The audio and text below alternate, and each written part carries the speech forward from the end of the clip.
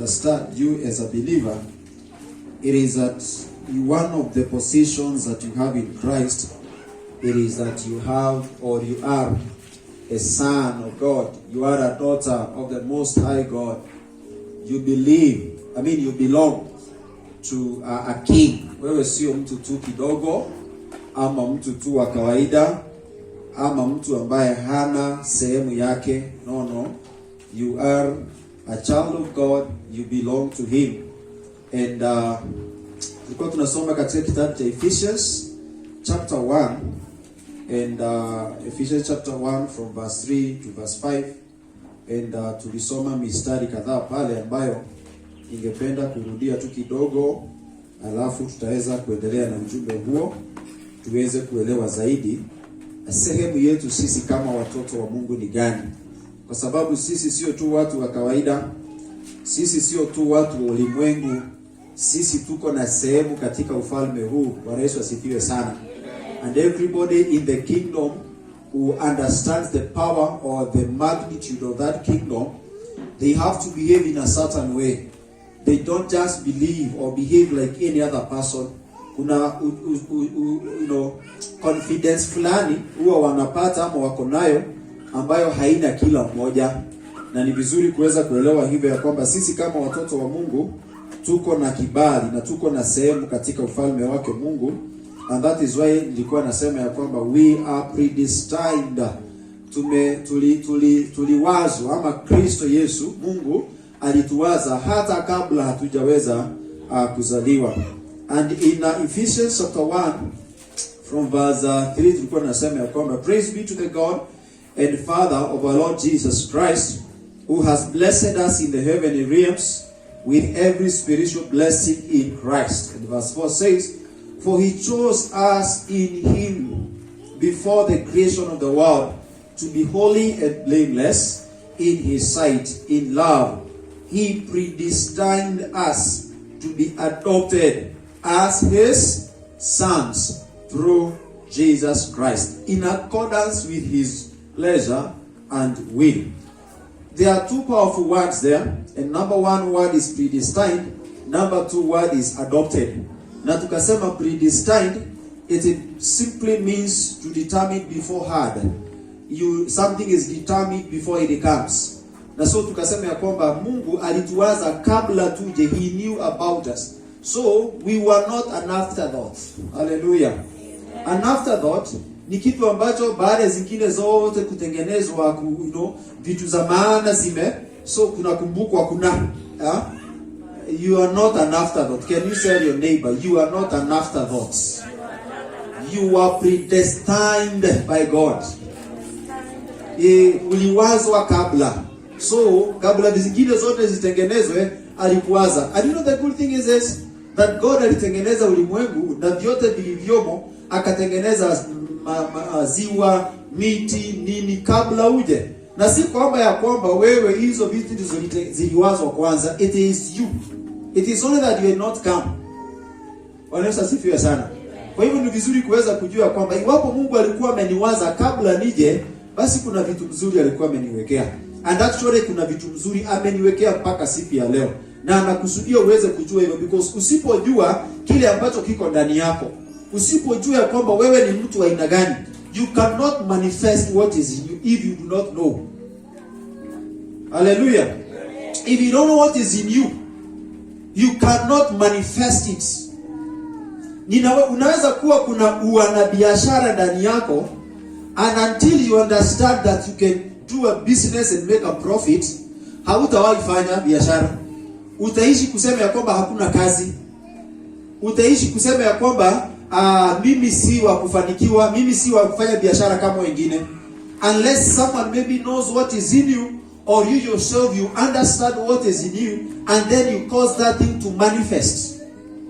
And that is why we are saying, ni vizuri kuweza kuelewa hivyo. And then the other one is adopted. And adopted, we say, it is placing as a son.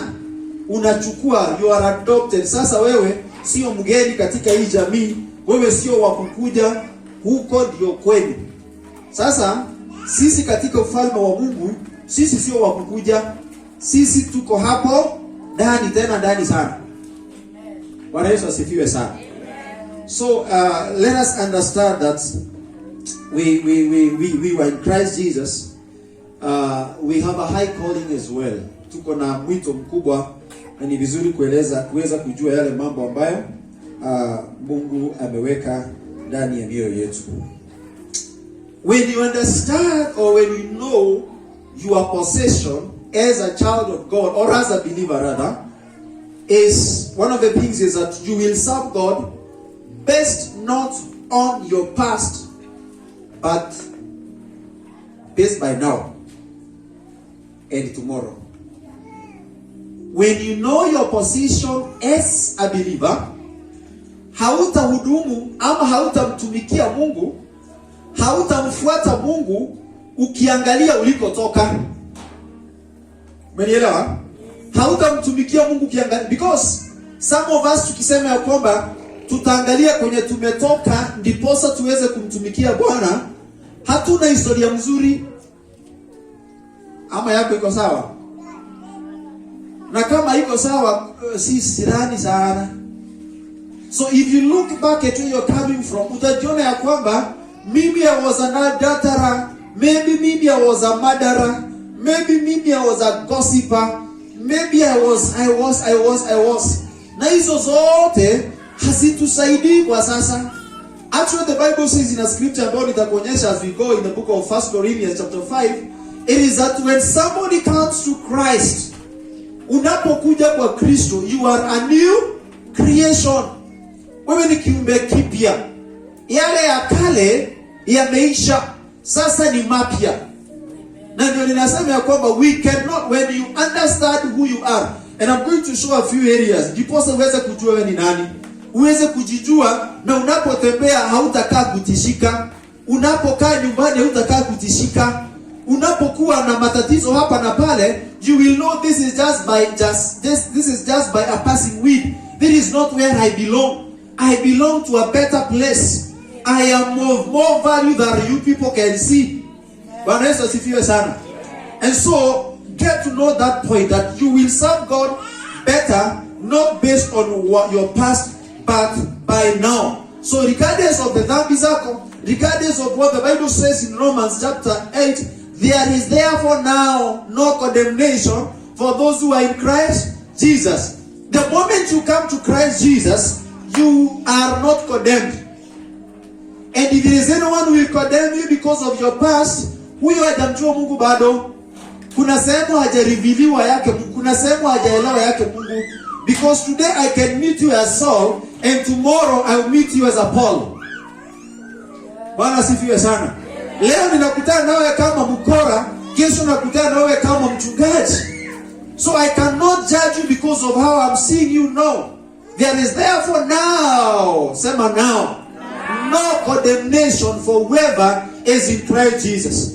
And I want to believe that I'm talking to people who are in Christ. I'm talking to people who have made a decision to make Christ God and Savior in their hearts. At the moment you do that, then ujue ya kwamba kuna kile ambacho unahitajika kufanya, ama unapaswa kujua kama mtoto wa Mungu, ama kama Mkristo ambaye ametengeneza uhusiano wake na Mungu. Praise the name of Jesus. I know some of us, some of you, your past positions were very shameful. Some of us, some of you who are listening to me this morning, even from home, your past was bad. Yani hata watu ambao wanakujua past yako, ukikutana na wao, wanakuangalianga na wanaona mtu chafu.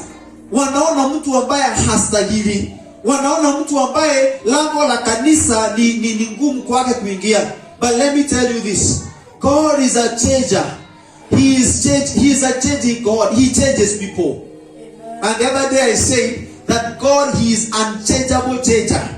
Yeye habadiliki lakini hubadilisha. He is the same yesterday, today and forever. Bwana Yesu asifiwe sana. So what I'm saying is this. Regardless of our past. Hata wengine walituona, wakatuona, wakafikiria sisi will not make it in life. I know you may have a story like that. I have a story like that. Kuna walimu walinisole for the teachers who are here. Kuna walimu na mmoja specific ambaye siwezi taja jina yake kwa sababu labda ujumbe atasikia. alisema wewe hauna future. Wewe kwa sababu mathematics ya ushikaji, wewe ni bure. In fact, I remember him very well. Na hata nakumbuka hiyo class. Tulikuwa tumekaa hivi yako pale. I remember kwanza hiyo class ilikuwa karibu na gate ya shule.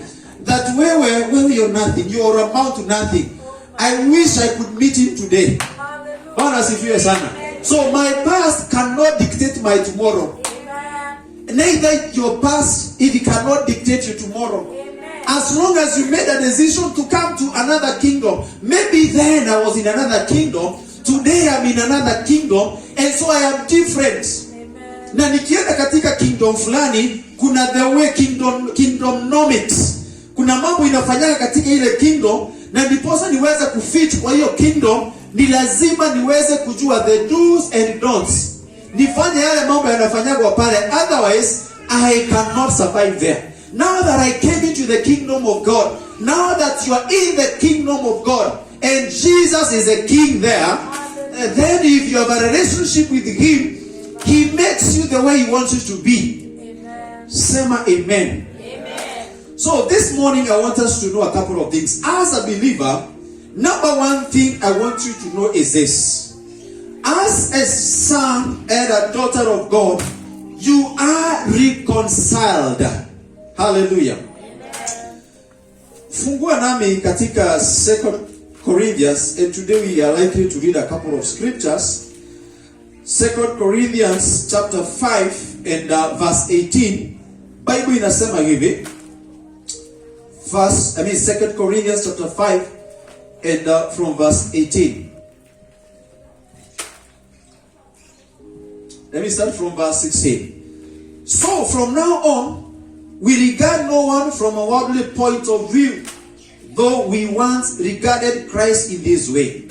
We do so no longer. Therefore, if anyone, this scripture was telling us, if anyone is in Christ, he is a new creation. Iwapo mmoja yuko katika Kristo, yeye ni kiumbe kipya. The old has gone, the new has come. Let me tell you, hauna mamlaka, hauna ruhusa. Hiyo ndio jina rahisi utaelewa. Hauna ruhusa ya kuongea mwingine vibaya kwa sababu ameokoka na past yake ilikuwa mbaya. Sasa unasema huyu wewe Biblia imekukataza kusema hivyo, kwa sababu neno la Mungu linasema ambaye amekuja katika Kristo amekuwa kiumbe kipya, ya kale yote yameisha na mapya yamekuja. So if you knew your neighbor as a gossiper, if you knew your friend as the worst, I don't know what title you gave them, and that person received Christ as Lord God and Savior over their lives, please note and note carefully, this is a new person. This is a different person. The way you knew him jana, amebadilika, ni kiumbe kipya. And Mungu anapomwangalia, he calls them by the name son, by the name daughter. You call them mama so and so. You call them a different name because of how they do things. But God is calling them by a new title, son and daughter. Amen. And so he's a new creation. The Bible continues to say, all this verse 18 is from God, who reconciled us to himself through Christ and gave us the ministry of reconciliation.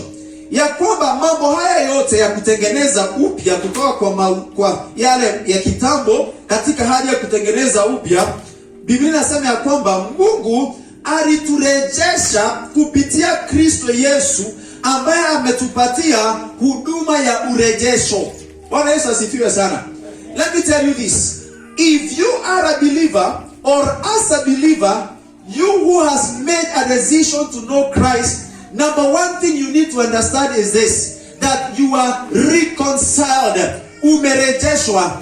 The first plan of God, look at this. The first plan of God when he was making man, hakutarajia kwamba mwanadamu atajiongoza. Lakini Adamu alianguka katika dhambi. Na ujua kwamba sisi ni ufuasi ama ni uzao wa Adamu. So because Adam fell, he fell in sin, we also fell. So we lived, or we happen to live in a worldly world, or the world of sin. So kwa sababu Adamu baba yetu waliasi, nasi pia katika hiyo tukakuwa sisi ni waasi. Lakini wakati Mungu alituangalia na kutuletea mwanae Kristo Yesu, anasema ya kwamba he reconciled us. He called us back and akakuja akarejesha mahali. Akakuja akarejesha sisi pamoja karibu na yeye. Because kuna vile tulitaka kujiongoza, lakini kujiongoza kwetu kulikuwa kunatupeleka mbali na yeye. Kulikuwa kunatupeleka kuzimu. Lakini kwa sababu Mungu alitupenda sana, he didn't want us to go that direction. And that is why his son Jesus came. And therefore what I want us to know, or what I want you to know is this, that one of the positions, or one of the things that you need to know, you as a believer, it is that you are reconciled. Wewe iwapo umempokea Kristo Yesu, amekurejesha katika yeye. Usijione sasa mimi niko mbali sana na Mungu. Hapana, hauko mbali na yeye, uko karibu na yeye. Just purpose in your heart that you're going to draw to him at every point of time. Regardless of the mistakes you have made here and there, the grace of God is sufficient in your life that he calls you close to himself. Kuna mwana ama baba mzazi ambaye mtoto akifanya makosa anasemanga toka huku sio kwenu, enda ukatafuta baba yako na huko. There is no parent who does that. They discipline and they bring back. They discipline and they bring back. Another thing I want you to understand as a believer is this, that you are redeemed. Umekombolewa. Bwana asifiwe sana. And I want us to understand this, by the way. And there's one thing that God is ministering to me, actually has ministered to me as we are doing the Lord's table. That so many of us, and allow me to say this, that so many of us, we are made, tulifanya ombi la toba ndio, tuliokoka. But then because of the way we have been taught, or we've been told things, or vile tunaelewa mambo, kwa sababu nilifanya nini, mimi siko right na Mungu. I don't start in the right position with my God. Sina haki, sistahili. And that is why majority, and get me right, majority not only here, when it is a time for us to partake of the Lord's Supper, majority assume, hey, hiyo ni ya wahuduma. Hiyo ni wale ambao wameokoka sana. I know, that is it, because I've also talked with some people. Mimi siko sawa. Let me tell you this. You are redeemed. The moment ulifanya uhusiano na Mungu, sasa ukai katika maisha ya dhambi. Hapana. You only need to say, kama ni dhambi, no. Kama utakosea and it was not intentional, then all you can do is to go before God and tell God, I am your son. I have done this and this. Please, Father, my God, my Father, I am your son. Forgive me. And he will not give you conditions. He will just say, you're forgiven. And that is one position also you need to understand. We look at that later. That we are forgiven. We are not hatuko life ya kitambo. We are not like stuck in mud. Hapo ndio tunakaa. So hatuwezi tukakombolewa, hapana. The Bible says in the book of Colossians, maybe you can rush. We can rush there. Colossians chapter 1. Colossians chapter 1 and verse what? Verse 13, the Bible says, for he has rescued us from the dominion of darkness and brought us into the kingdom of the Son he loves. Ya kwamba ametukomboa ama ametuchukua, mahali ambapo labda tulikuwa katika hali ya ufungo fulani, ametuleta, he has brought us from the dominion of darkness, mahali ambapo giza na vifungo vya aina fulani. That is before we made a decision to follow Christ. Wakati alitutoa pale katika ulimwengu wa giza, ametuleta, the Bible says, ametuleta katika ufalme wa mwanae Yesu ambaye anapenda. He has brought us into the kingdom of the Son he loves. Mungu alitukomboa kwa giza. Alitukomboa kwa ulimwengu uliojawa na uchafu mwingi, uliojawa na maneno maovu. Akatutoa kule mahali tulikuwa tunaangamia. And what he did is this. Akatutoa huko, akatuleta, akatuweka katika ufalme, the kingdom. That is what I say. The kingdom of the Son he loves. And that is why I say Jesus in this kingdom, he is a king. Praise the name of the Lord. Bwana Yesu asifiwe sana. And so verse 14, the Bible says, in whom, that is in Jesus Christ, in whom we have redemption. Tuko na ukombozi. Tumekombolewa. Bwana Yesu asifiwe sana. Look at your neighbor, mwambie wewe umekombolewa. Hauko katika dhambi tena iwapo umemkubali Kristo Yesu. Sasa hapo pamesema pole pole. Sijui kwa nini. So we have been redeemed. We have been redeemed. So one of the position, one thing that you need to understand is that we have the redemption through his blood, the forgiveness of sins. So wewe iwapo ulifanya uamuzi na Kristo, position yako katika Mungu ni kwamba wewe umekombolewa. Bwana Yesu asifiwe sana. Amen. Let's go to Ephesians Ephesians chapter 2. Ephesians chapter 2.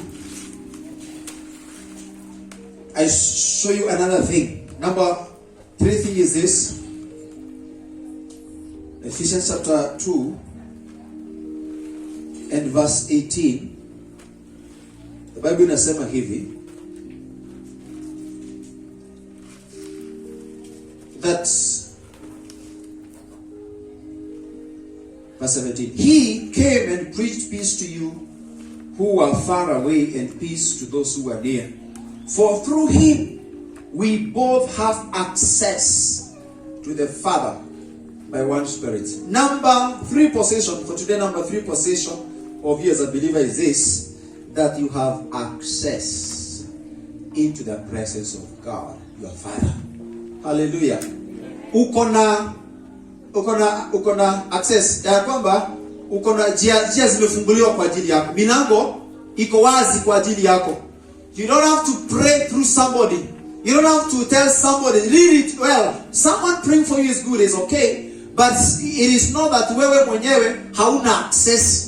Unajua kabla ya Kristo, kuna vile ambavyo ilikuwa ni ngumu sana for people to pray to God. They had to pray through people. Wengine ilikuwa inabidi waombe kupitia the priest, makuhani. Makuhani waende katika mahali palipokuwa panaitwa patakatifu, watakatifu, to pray to God on behalf of them. But when Jesus Christ died, and when he was going through so much, wakati alifa tukapata nafasi ya kila mmoja kujipenyeza, kusonga mbele zake Mwenyezi Mungu. You didn't have to go through somebody. You don't have to go to pray through so and so, pray for me or pray for us. The Bible says that we have an access. Praise the name of Jesus. That through him we both have access to the Father. Bwana sifiwe sana. Kuna mwimbaji alisema hata kama kuna watu walimuingilia sana, akasema kwamba you don't need an appointment with Jesus. It is true for me, I think it's true. You don't need with the Father. You don't have an appointment to go through a protocol so much. Protocol mrefu ndio uweze kufikia Yesu. Today if you want to get to the president, my friend, it is not easy. Hata kama ni ndugu yako, it may not be easy. There's a protocol to follow. Bwana Yesu asifiwe sana. There's a protocol to follow. Jesus is a protocol breaker. I wish somebody said amen. Jesus, he is a protocol breaker, but he also obeys protocol in the same manner. He obeys protocols. Hapa ni sawa, ziko tu sawa. But when it comes to us getting into the presence of the Father, you as a daughter, wewe kama mtoto wa Mungu, uko na nafasi ya kwenda mbele zake. Bwana asifiwe sana. Today, isipokuwa we are teaching our children discipline, my son and my daughter, they have access to my house or even to my bedroom. They don't have to knock when they want to come in. But because of discipline, ni lazima wa knock nowadays. You understand what I mean? Ni lazima abishe mlango akikuja kuingia. That is just discipline. But if I'm not there, ako na uhuru wa kufanya nini? Wa kuingia. Because that is the house of your Father. Akiingia kwa hiyo nyumba yetu, na kukue kuna matunda iko pale, he doesn't have to ask, nikule hii matunda? No. Akiwa kona jaa, he just gets into the house, anaenda mahali matunda inawekagwa, anaosha na anakula. That is the house of his Father. So us as the children of God, get this. We have access into the presence of our Father. So in the middle of the week, in the middle of nowhere, pastor may not be there, the elder may not be there, your brother, your sister may not be there in Christ. You can access Father, God, who is your Father, and tell him, these are my needs. Shughulikia hii baba yangu. Hii ndio hoja yangu baba, shughulikia. So and so is not here to help me, but because you're my Father and you've given me that position as a son, as a daughter, ninaja kwako, nishughulikie Bwana. And you know what? He will do it for you because he is your Father. Hallelujah. So number 3 thing you need to understand as Christians or as believers is that we have access to our God. Hallelujah.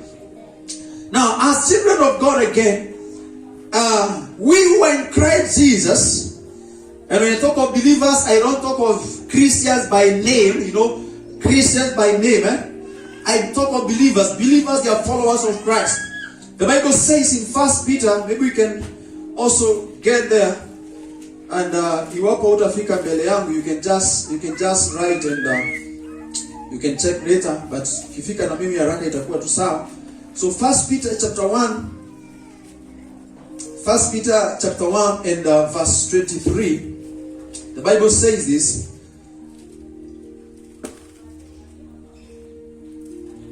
For you have been born again, not of perishable seed, but of imperishable, through the living and enduring word of God. You have been born again as a believer.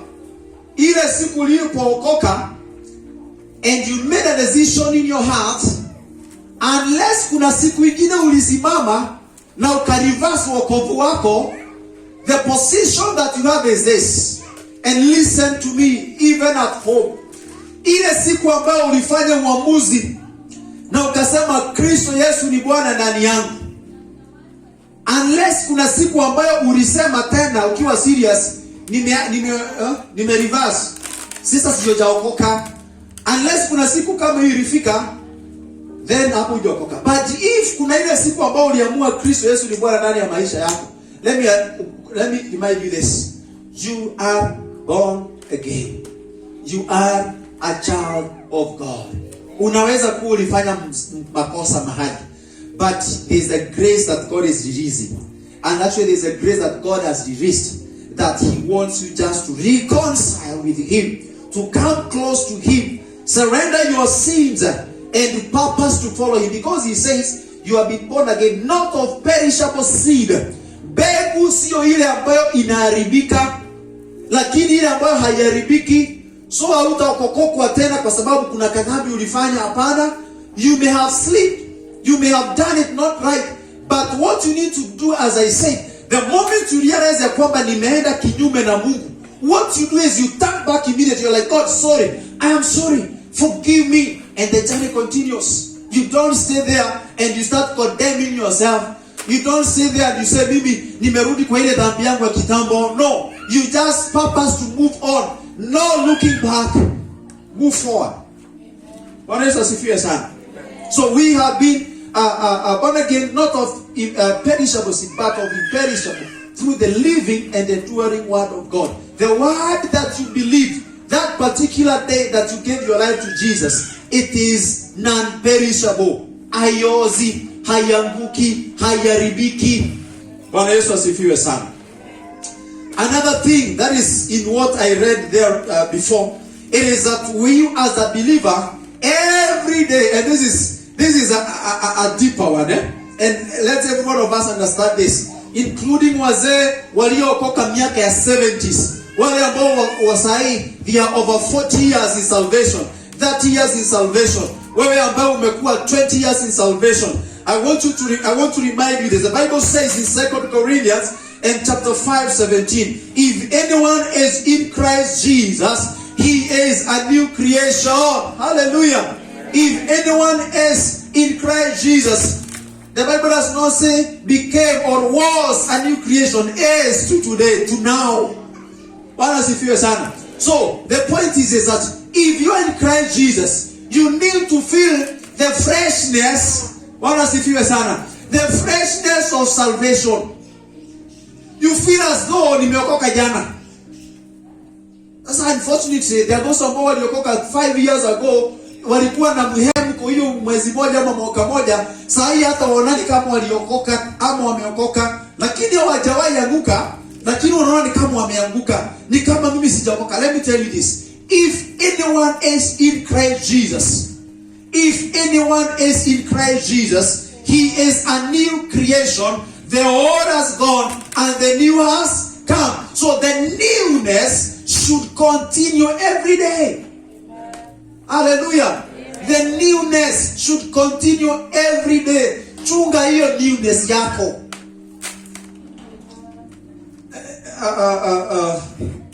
Romans chapter 12. Romans chapter 12. The Bible says this. Therefore, I urge you, brothers, in view of God's mercy, to offer your bodies as living sacrifices, holy and pleasing to God. This is your spiritual act of worship. Verse 2. Do not conform any longer to the pattern of this world, but be transformed by the renewing of your mind. Hallelujah. Be transformed. Be transformed. Do not conform any longer to the pattern of this world, but be transformed by the renewing of your minds. And that is what I'm saying. The salvation that we have received, it should be something that is getting its newness. Every morning, every time it is new. Usijikae hivi uone ni kama Ukristo wako umezeeka na unataka kupeana Yesu maisha yako kwa Yesu tena. Hapana. Is it Jesus and Nicodemus? Nicodemus na Yesu anaongea kuhusu kuzaliwa tena, anafikiria ni kurudi kwa tumbo ya mama yake. And he was like, how is it possible? It is not about getting back into your mother's tomb for you to be born again. Hallelujah. So even for you, the newness we are talking about, it is to know that you need to make sure, you are always right with God. And it is possible. Every morning do that. Every time do that. Every evening, let your relationship with Christ be afresh. And that is why we bathe every morning and every evening. You to get fresh. You are fresh this morning, and every one of us is concentrating because we took a shower in the morning. And in the evening tukienda kulala, we take another shower so that as we sleep we are fresh. Tunalala vizuri. We refresh our bodies. We also eat every now and then to make sure that we are refreshed. We take water to refresh our body system as well. Can we always refresh ourselves with the newness of God, with the word of God, with prayer, with desiring the Holy Spirit in us? Hallelujah. So, one thing is that you are a new creation. Wewe sio mzee wa kiroho, wewe sio mzee wa wokovu, wewe ni kiumbe kipya. Kiumbe kipya. Number 6, another thing for you as a child of God or a believer is that know this. We mentioned this last week, is that we are adopted. We are adopted. Romans chapter 8. Romans chapter 8 and verse what? Verse 15. Romans chapter 8 and verse 15. The Bible says that for you did not receive a spirit that makes you a slave again to fear. Hallelujah. Wewe haukupokea roho ambaye anakufanya wewe mtumwa wa uoga, but you receive the spirit of sonship, and by him we cry, Abba Father. You receive the spirit of adoption. When you received Christ, Bwana asifiwe sana. Look at this. Hallelujah. Amen. When you received Christ, ulikuwa katika ulimwengu, you belong to another father. Before you received Christ, you belong to another father. Bwana asifiwe sana. You belong to another father. Now the original father, wewe, yani katika ulimwengu wa kiroho, you are living in sin and in the world out there. But the moment ambapo ulikuja katika Kristo Yesu, ulikuja katika boma ingine, if I can say that for the sake of understanding. Tulikuja katika boma ingine, na katika hilo boma hatukuzaliwa huko. Look at me. Achana huyo, look at me. Wakati ulikuwa kule, ukatoka huko, ukaacha baba wa huko, ukakuja katika ufalme wa Mungu, ukakuta kuna baba mwingine huko. So initially hakukuwa huku, si ni kweli? So unapokuja huku unakuwa adopted.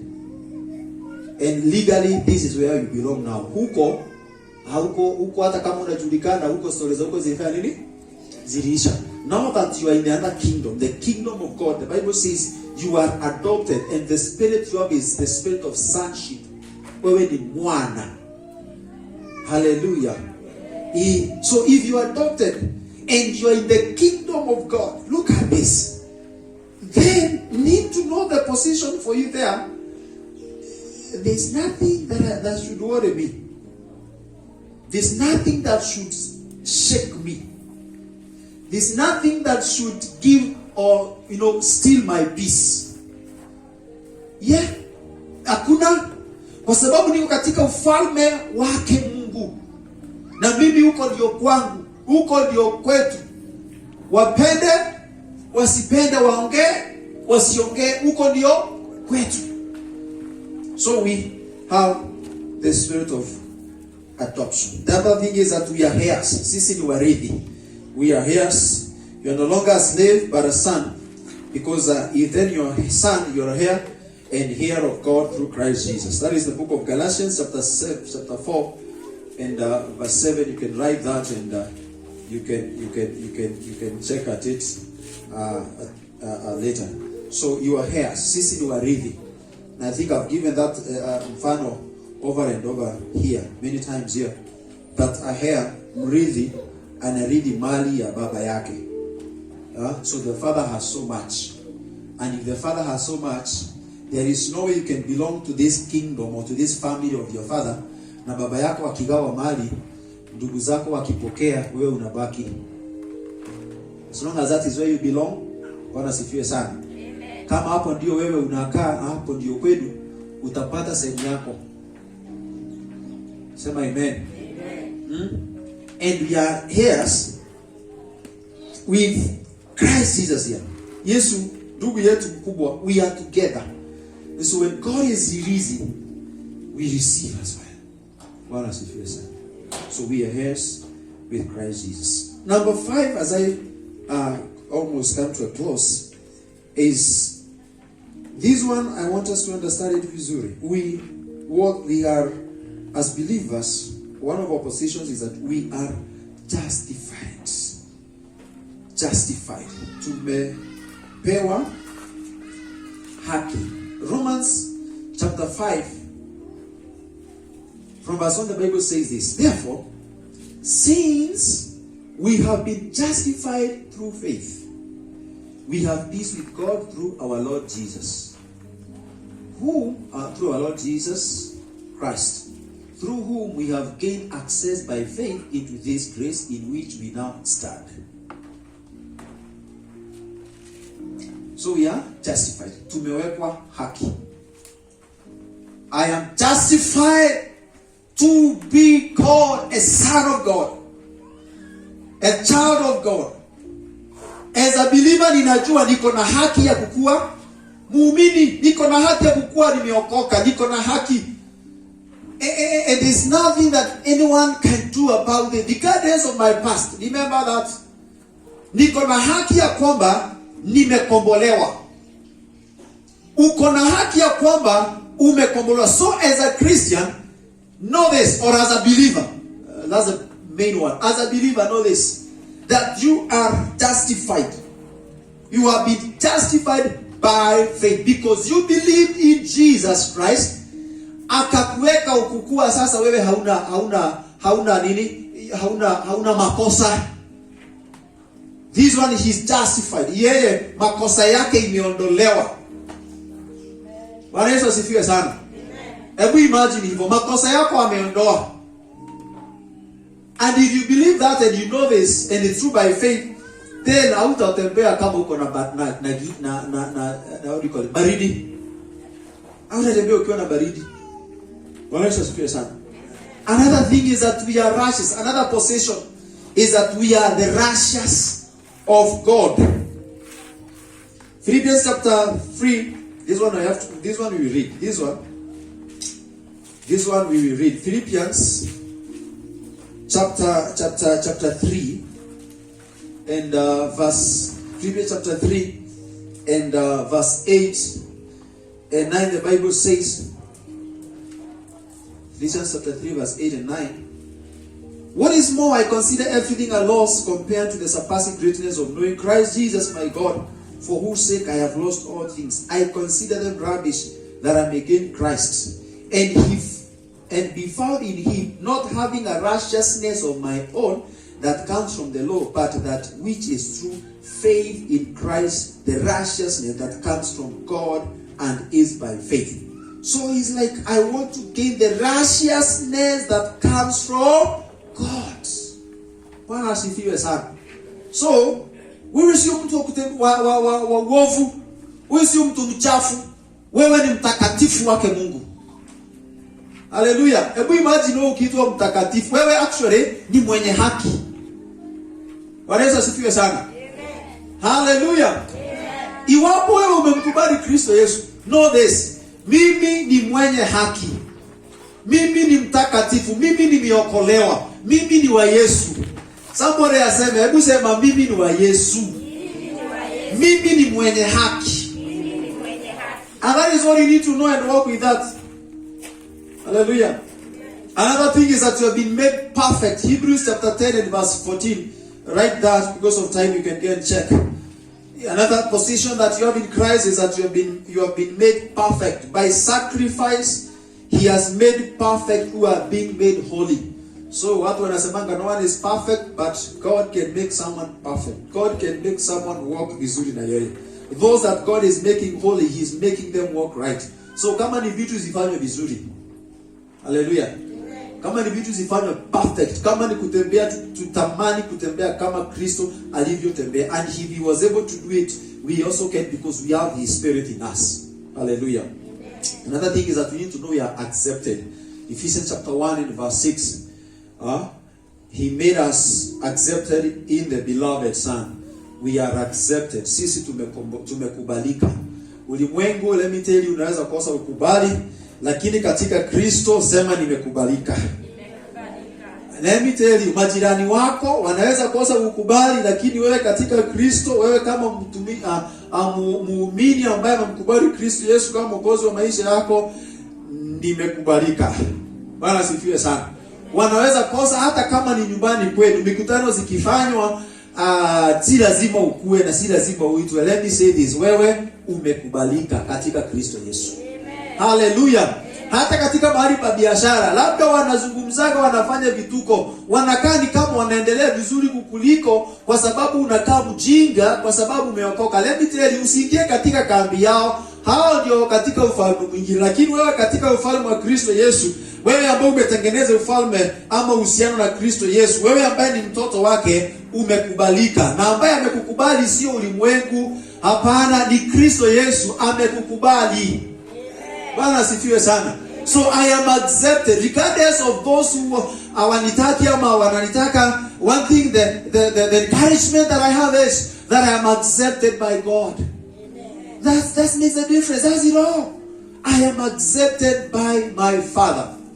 Bwana Yesu asifiwe sana. Second but not least, I mean, ya mwisho inasema kwamba katika Colossians chapter 2 and verse 13 is that we are forgiven. As a child of God, you are forgiven. If you went to him and told him, God, I am here, please forgive me, he did it. Hallelujah. He did it. Wacha kuwa na wasiwasi. Christ forgave you. You are forgiven. Colossians chapter 2. Colossians chapter 2 and verse 13. The Bible says like this. When you are dead in your sins and in the uncircumcision of your sinful nature, God made you alive with Christ. God made you alive with Christ. He forgave us all our sins, having cancelled the written code with its regulations that was against us and that stood opposed to us. He took it away, nailing it to the cross. Bwana Yesu asifiwe sana. Bwana asifiwe sana. You are dead in your sins before, and in your uncircumcision of your sinful nature. But God made you alive with Christ. He forgave us all our sins. You are dead. Imagine, ulikuwa umekufa kwa dhambi. Yani you are there in sin. You are so deep that wewe unanuka. Wewe you are so, you're so, you're nowhere close to God's kingdom. But when Jesus came, he decided that I'm going to forgive him. I'm going to forgive them as if they accept the offer of salvation.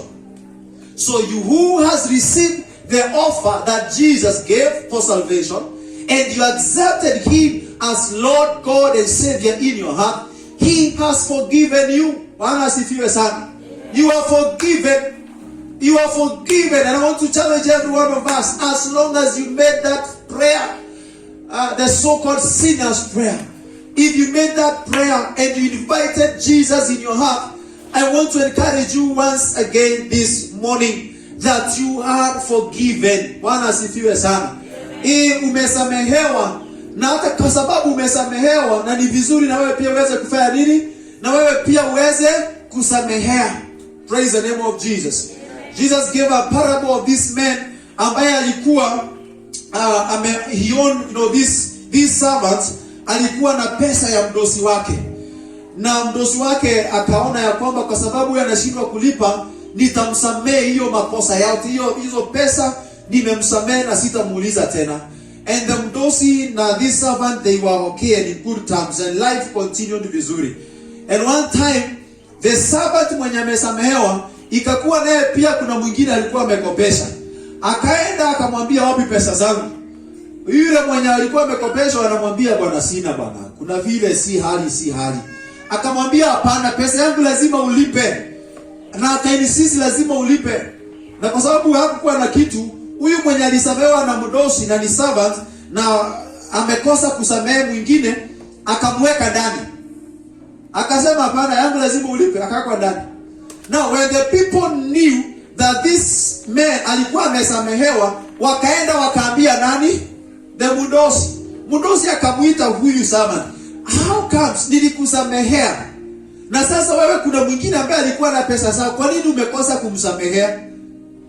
Kwa nini umekosa kumsamehea? It was not very good because yeye tena alilipa gharama hili.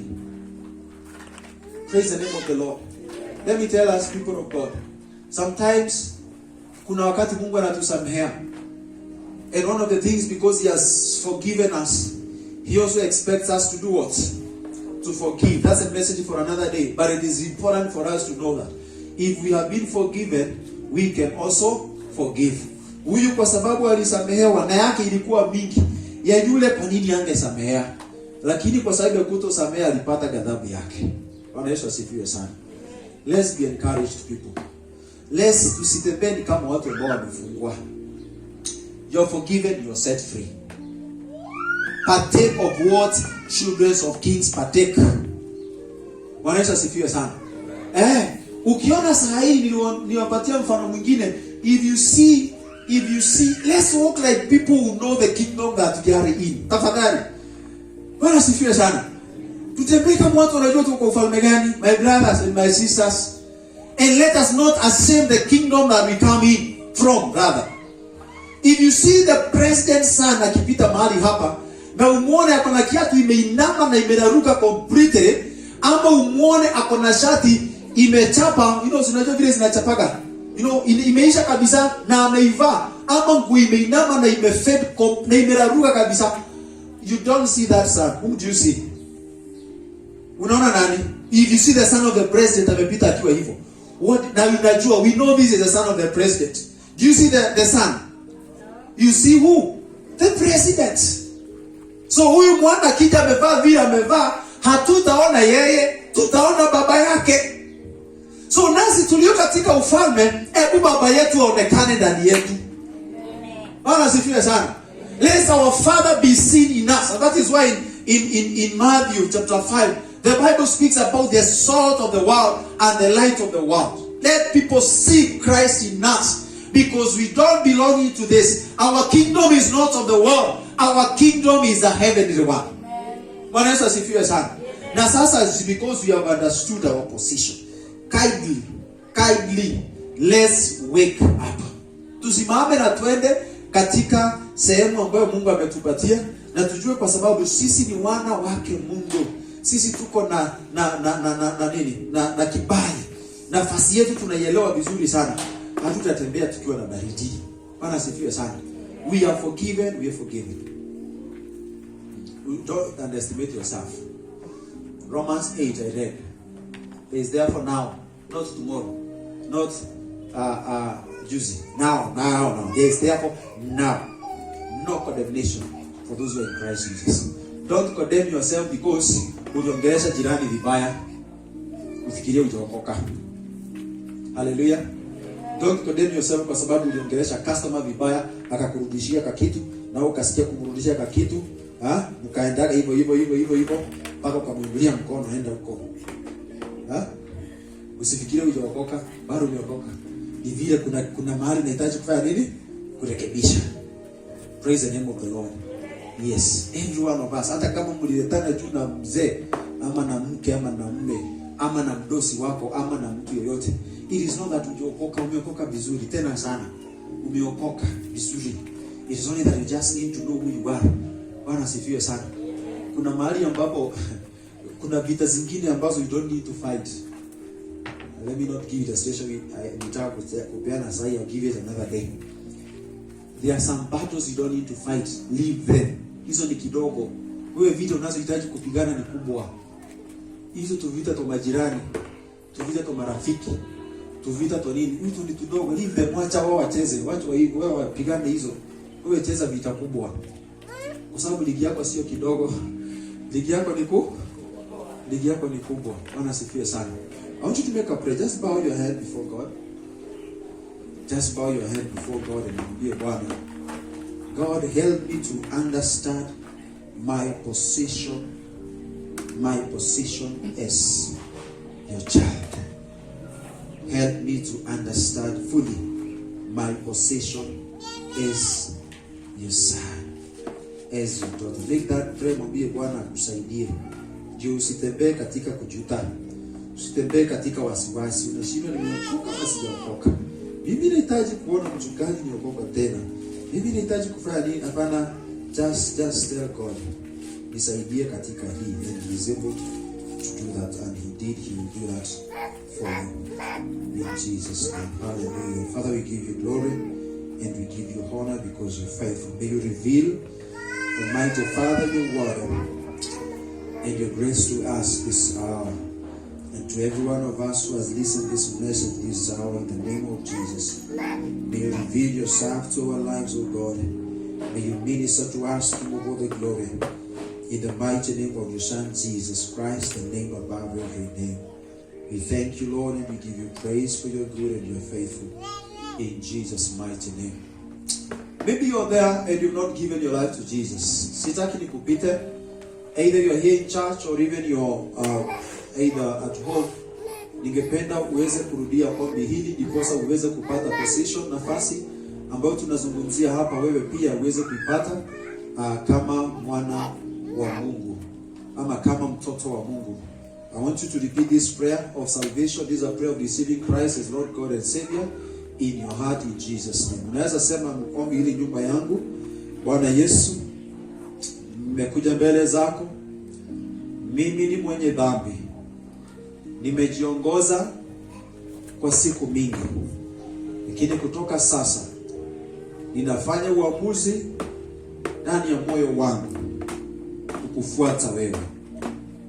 Roho Mtakatifu, ingia ndani ya moyo wangu, unitengeneze niwe jinsi upendavyo.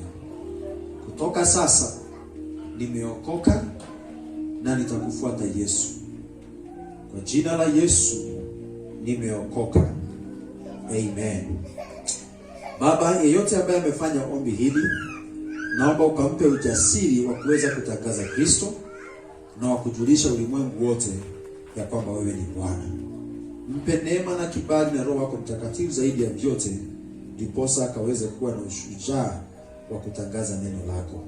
Kwa jina la Kristo Yesu tumeomba na tumeamini. Amen. In Jesus' name we pray and we give thanks. Amen. Let's put our hands together for Jesus. Hallelujah. Amen.